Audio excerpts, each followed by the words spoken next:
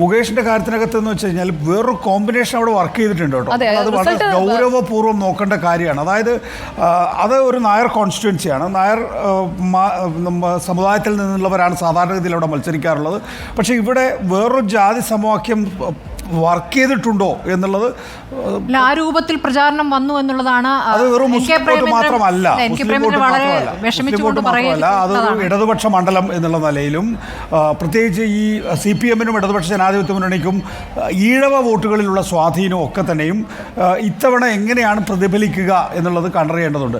ഈ ഒരു മത്സരം നമ്മൾ ഇപ്പം പിണറായി വിജയൻ സർക്കാർ 8 വർഷം പൂർത്തിയാക്കി നിൽക്കുന്ന സമയത്താണ് ഈ മത്സരം നടക്കുന്നത്. നമ്മൾ 2004 പ്രക്രിയയിലൊക്കെയാണ് പോകുന്നതെങ്കിൽ ഇതേ മത്സരത്തിൽ ഈസി ആയിട്ട് ആർക്ക് മുകേഷിന് കയറി വരാൻ കഴിയും.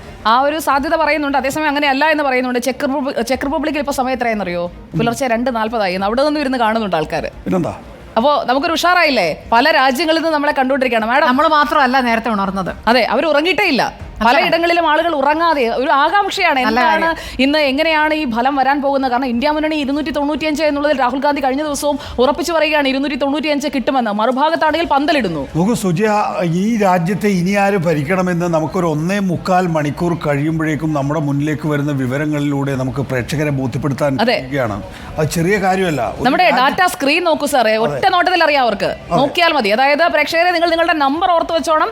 തിരുവനന്തപുരം മുതൽ കാസർഗോഡ് വരെ 1 to 20